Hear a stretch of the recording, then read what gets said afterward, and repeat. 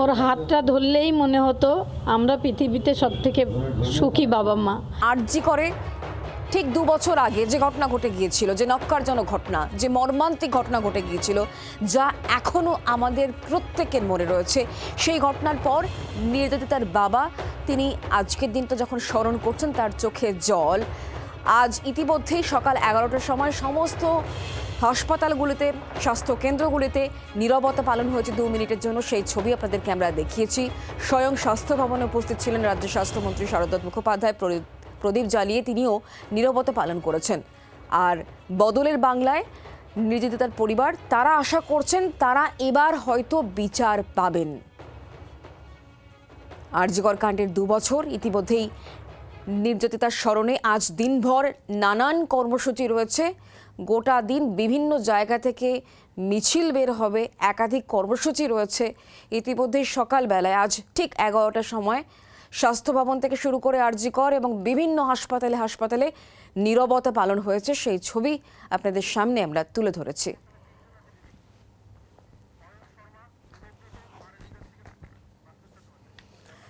তিন জায়গার ছবি আপনাদেরকে আমরা দেখাবো, কথা বলে নেব। আমাদের সঙ্গে অয়ন শর্মা এই মুহূর্তে আমাদের প্রতিনিধি রয়েছেন একেবারে নির্যাতিতার বাড়ির সামনে থেকে। অয়নের কাছ থেকে আমরা লাগাতার আপডেট নিচ্ছি। আর অন্যদিকে আরজিকর থেকে দেবব্রত আমাদের সঙ্গে থাকছেন এবং আসানসোল থেকে বাসুদেব আমাদের সঙ্গে থাকবেন।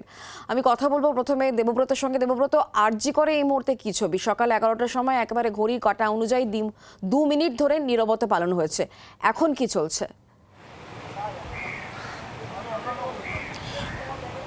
দেখো, এখন এই মুহূর্তে এখানে যে সমস্ত চিকিৎসকরা এসেছিলেন বা প্রাক্তনীরা এসেছিলেন তারা কিন্তু এই মুহূর্তে নেই, কিন্তু আমরা দেখেছি ঠিক 11টার আগে এখানে তারা প্রত্যেকেই উপস্থিত হয়েছিলেন এবং আরজিকরে যে এমএসভিপি ভবন রয়েছে সেখানে নীরবতা পালন করা হয় এবং পাশাপাশি আরজিকরে এই যে অভয়ার যে মূর্তি, সেই মূর্তিতে এখানে মালা দেওয়া হয়, এখানে ফুল দেওয়া হয় এবং মোমবাতি জ্বালানো হয়। তবে এখানে যারা এসেছিলেন আজকে তারা কিন্তু প্রত্যেকেই একটা কথা বলছেন, তারা কিন্তু এবার একটা নতুন করে আশার আলো তারা দেখতে পাচ্ছেন এবং ন্যায় বিচার সেটা হবে বলেই তারা মনে করছেন। কিন্তু তৎকালীন সরকারের আমলে, অর্থাৎ তৃণমূল কংগ্রেসের আমলে এখানে এই যে ঘটনা ঘটেছিল এবং তারপর কিন্তু এই ঘটনাটাকে ধামাচাপা দেওয়ার চেষ্টা করা হয়েছিল, তদন্ত অন্যদিকে ঘুরিয়ে দেওয়ার চেষ্টা করা হয়েছিল, এমন অভিযোগ তুলছেন তারা এবং প্রত্যেকেই যে দাবি করছেন যে এই ঘটনায় কিন্তু একজন জড়িত নয়, একা সঞ্জয় রায় নয়, এর পেছনে কিন্তু আরও অনেকে রয়েছে, অনেককে আড়াল করার চেষ্টা করা হয়েছে এবং তাদেরকে প্রত্যেককে খুঁজে বের করতে হবে, উপযুক্ত শাস্তি দিতে হবে। এখানে যারা হাসপাতালে ভাঙচুর করেছিলেন, তথ্য প্রমাণ লোপাটের চেষ্টা করা হয়েছিল, তাদেরকে খুঁজে বের করতে হবে এবং তাদেরকে উপযুক্ত শাস্তি দিতে হবে। এবং নতুন করে যেভাবে তদন্ত শুরু হয়েছে তাতে কিন্তু প্রত্যেকেই সবাই আশাবাদী যে সুবিচার হবে এই অভয়ার। একদমই, তুমি আমাদের সঙ্গে থাকো, আমরা কথা বলবো অবশ্যই তোমার সঙ্গে পরবর্তী সময়। দেবব্রত, তুমি আমাদের সঙ্গে থাকো। এবার একটু নির্যাতিতার পরিবারের লোকজন তাদের বক্তব্য যেমন আপনাদেরকে আমরা শুনিয়েছি, সেখানেও আজকে নানান কর্মসূচি অবশ্যই রয়েছে। অয়নের সঙ্গে একবার কথা বলে জেনে নিই। অয়ন, তুমি আমাদেরকে জানাচ্ছিলে যে তদন্ত নতুন করে শুরু হবে, নির্যাতিতার পরিবার সেই আশা অবশ্যই রাখছেও, সেই সঙ্গে আজকের দিনভর নানান কর্মসূচি রয়েছে। ট্রাস্টের কথা তুমি উল্লেখ করছিলে, আজকে বিকেলবেলা কর্মসূচি রয়েছে, আসবেন। যদি আপনি তো মা, যদি মায়ের কাছে তো সবার কাছে 2 বছর, কিন্তু আমার কাছে 2 বছর মানে মিনিট, সেকেন্ড, এভাবে গুনে গুনে দিনগুলো যাচ্ছে। কিভাবে যাচ্ছে আমি জানি না, কোনোদিন ভাবিও নি এইভাবে। তবে আজকে আমি ওর কোনো অত্যাচার কিচ্ছু বলতে চাই না, শুধু আজকে আমার থেকে সবাই জানবে ও কেমন ছিল ছোটবেলা থেকে, ওর বেড়ে ওঠা, এগুলোই। ও আমার সবসময় মনে রয়েছে। ওর কাছে যেমন আমরা বাবা মার কোনো আলাদা দিন ছিল না, তেমনি ওরও আমার আলাদা কোনো দিন নেই, সবসময় ও আমার সঙ্গে। হ্যাঁ, কাজ ভীষণ ভালোবাসে। মনে পড়ছে বলতে সব সময় ছোটবেলা থেকে আমাদের যেভাবে ভালোবাসতো, আমার মা ওকে নিয়ে আসতেন যখন একা, সন্ধ্যাবেলা হলেই ও বলতো দিদিভাই আমাকে বাড়িতে দিয়ে আসো, আমি বাড়ি না থাকলে আমার মা ভয় পাবে। আমরা যখন বাইকে, ও খুব ছোট, বাইকে কোথাও যেতাম, তখন সামনে লরি এসে গেলে ও অভিভাবকের মতো বাবাকে বলতো, বাপি গাড়ি আসতে চালাও, সামনে লরি আসছে। এই যে ছোটোবেলা থেকে আমাদের অভিভাবক ও ছিল, ওর হাতটা ধরলেই মনে হতো আমরা পৃথিবীতে সবথেকে সুখী বাবা মা। সেখান থেকে আজকে যে ও আমাদের মধ্যে নেই, কিন্তু ও সমস্ত সময় আমার সঙ্গে রয়েছে।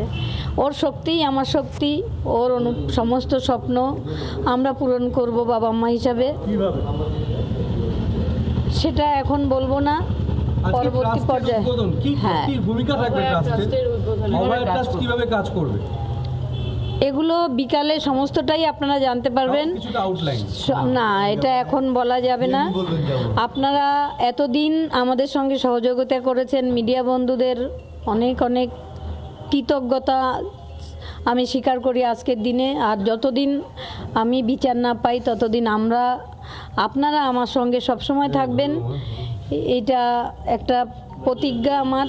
আরও সমস্ত বিশ্ববাসী এখন আমার ফ্যামিলি, সেই 2024 9ই আগস্ট কেউ বলেনি এই যে এমন মৃত্যু তুমি করিবে ধারণ, মরিরে হাসিবে তুমি কাঁদিবে ভুবন। তা আমার মেয়েটা হাসতে হাসতে চলে যেতে পারেনি, কিন্তু তার স্বপ্ন পূরণ হয়নি, কিন্তু ভুবন এখনও কাঁদছে। তার যে অন্তরে সমস্ত মানুষের মধ্যে রয়েছে সেই যে একটা শক্তি তার মধ্যে পাওয়ার ছিল, সেটা সত্যিই ছিল। তার হাত ধরলে সবসময় সে ছোটোবেলা থেকে মা আমি ডাক্তার হব, অনেক অভাব অনেক কষ্ট তার মধ্যেও বড় হয়েছে। সব থেকে জয়েন্টে যখন চান্স পেয়েছে, কলেজ যেত, তখন একদিন আমাকে বলেছে, মা ওখানে সবাই বড় মোবাইল নিয়ে যায়, শুধু আমারই ছোট মোবাইল। এই কথাটাও আমি কোনো দিন ভুলতে পারি না। যেখানেই থাকুক ও ভালো থাকুক, ঈশ্বরের কাছে এই প্রার্থনাটাই করি, আর কিছু বলার নেই। গতকাল তো স্বাস্থ্য দপ্তর আলাদা করে তদন্ত কমিটি গঠন করেছে, যেটা আপনারা চেয়েছিলেন যে আপনার মেয়ের সঙ্গে যারা খাওয়া দাওয়া করেছে। আমি ওই বিষয়ে আজকে যাবই না, ওই অত্যাচারের কথা আমি কিছু বলবোই না আজকে। ওটা স্বাস্থ্য কি হয়েছিল সেটা পুরো জানার চেষ্টা করা হবে। সেটাও কি বলবেন, কি তদন্ত হবে, বিচার হবে। বিচার না হলে তো আমি ছাড়বো না কাউকে। যারা আমার মেয়ের সঙ্গে এই অপরাধমূলক কাজ করেছে তারা মানুষই না, আগে তারা মানুষ হবে তারপর তো ডাক্তার। তারা সবাই ডাক্তার পদবিটা পেয়েছে, কিন্তু তারা আমি মানুষ বলে মনে করি না, এবং তাদের নামের আগে আমি আর কোনোদিন ডক্টরও ইউজ করব না। স্বাস্থ্যমন্ত্রী বলছেন যারা যারা শেষ মুহূর্ত ওনার সঙ্গে এটা বিকালে আপনারা সম্পূর্ণ সমস্তটা। এখন কি গাছ লাগানোর জন্যই আপনারা? হ্যাঁ, এখন গাছের একটা প্রোগ্রাম রয়েছে। এরপরে আমি 9টা গাছ, আজকে যেহেতু 9 তারিখ, ওর নামে 9টা গাছ আমি লাগাবো। যতদিন ওই গাছগুলো থাকবে অভয়া নামেই থাকবে। অভয়ের কি পছন্দের জায়গায় আপনারা যাচ্ছেন আজকে কোথাও?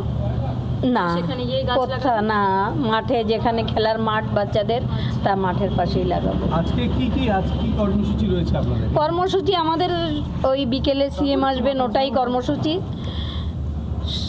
স্বাস্থ্যমন্ত্রী আসবেন, সিএম আসবেন, আর কে থাকবেন? অনেকেই থাকবেন আমাদের। যেহেতু আমি এমএলএ এখন, তো এমএলএদের বলেছি আমাদের কাছাকাছি যারা আছেন। আর দলের কর্মীরাও কি থাকবেন? হ্যাঁ, দলীয় প্রোগ্রাম না, কিন্তু দলের লোক কিছু কিছু থাকবে। চিকিৎসকরা থাকবেন, আমাদের লয়াররা যাতে এতদিন ধরে তারা পরিশ্রম করে যে জিনিসটা ধরে রেখেছেন তারা থাকবেন। আমি 100%, এটা হতেই হবে। আমি আগে মা, তারপরে বিধায়িকা। মায়ের কথা তো শুনলাম কাকু, আপনার কি মনে পড়ছে আজকে, মানে বাবা হিসেবে আপনারও চোখের কোনায় জল? আমি দেখলাম তখন মোবাইলে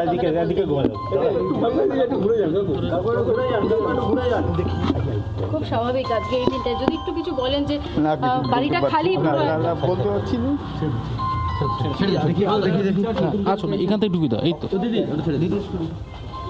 দেখো, ইতিমধ্যে যে ছবিটা একেবারে নির্যাতিতা চিকিৎসকের মা বাবা তারা যাচ্ছেন, তাদের প্রত্যেকের চোখে জল। একদমই তাই, সেটা আমরা দেখালাম এই মুহূর্তে, এবং রত্না দেবনাথের বক্তব্য শুনলাম। এখন তারা যাচ্ছেন, যেহেতু 9ই আগস্টের দিনই এরকম ধরনের একটা ঘটনা ঘটে গিয়েছে। মেয়ের নামে 9টি গাছ লাগানো হবে। আমি বেঁচে থাকবো, আমি পৃথিবীতে থাকবো, ততদিন এটা থাকবেই। দেখো কাঁদছেন, যে ছবি এখন কোনোভাবে আজকে দিনটা ভুলতে পারছেন না, বলার নয়। দেখি দেখো কথা বলতে পারছেন, এতটাই আবেগ বিহবল, চোখ মুছছেন, বা তিনি যাচ্ছেন নটি অয়ন, তুমি আমাদের সঙ্গে থাকো। খুব স্বাভাবিকভাবে মায়ের চোখে আজকে জল থাকবে। আজকে এমনই একটা দিন, সকালবেলায় বাবাও কথা বলতে গিয়ে কেঁদেই ফেলেছিলেন। কি বলেছিলেন নির্যাতিতার বাবা, সেই বক্তব্য শোনাই। মানে কদমতলা বাজারের উপরে একটা গাছ বিতরণ অনুষ্ঠান হবে, একটা গ্রুপ থেকে করবে। এছাড়া তো বিকালে সিএম আসছেন, অনেক প্রোগ্রাম আছে, যাচ্ছি না।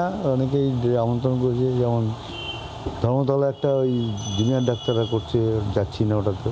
স্বাস্থ্যমন্ত্রী চেষ্টা করছেন, স্বাস্থ্যমন্ত্রী এবং আমাদের মুখ্যমন্ত্রী মাননীয় সরকার, বর্তমান যে সরকার, তিনি চেষ্টা করছেন যাতে বিচারটা পাওয়া যায় এবং নানানভাবে সহযোগিতা করছেন। যে কোনো আমার প্রয়োজনে আমাদের সহযোগিতা করছেন। ওই রাত আমি ভুলবো কি করে, ওই রাত আমি ভুলবো কি করে। হাসপাতালের সেই করিডোর, নিথর হয়ে পড়ে থাকা একটা মেয়ে আর মায়ের বুক ফাটা কান্না, বাবার চোখে জমে থাকা অসহায় এক সমুদ্র। সেদিন কেঁদেছিলাম আমিও, চুপচাপ নয়, ভেতর থেকে ভেঙে পড়ে। আমিও তো মা। ওই মেয়েটার মুখের মধ্যে আমি নিজেকে দেখেছিলাম, আমার বোনকে দেখেছিলাম, দেখেছিলাম হাজার মেয়ের নিরাপত্তাহীন আগামীকাল, আর দেখেছিলাম চোখের সামনে সত্যকে মুছে ফেলার চেষ্টা, প্রমাণকে সরিয়ে দেওয়ার অন্ধকার আর প্রশ্নকে থামিয়ে দেওয়ার আয়োজন। তখনই বলেছিলাম, না, এ অন্যায় মেনে নেব না। আসানসোলের রাজ্য পুরমন্ত্রী অগ্নিমিত্রা পল, তিনিও আজকে কিন্তু নীরবতা পালন করেছেন এবং সেই সঙ্গে নিজের উপলব্ধি ব্যক্ত করেছেন। আজকের এই দিন নিয়ে তিনি একটি কবিতাও পাঠ করলেন, আপনাদেরকে শোনাচ্ছিলাম। আমরা কথা বলে নেব। আসানসোল থেকে বাসুদেব রয়েছেন এই মুহূর্তে আমাদের প্রতিনিধি। বাসুদেব, জায়গায় জায়গায় আজকের এই দিনে নির্যাতিতাকে স্মরণ করে একাধিক কর্মসূচি চলছে। আসানসোলের সার্বিক ছবি।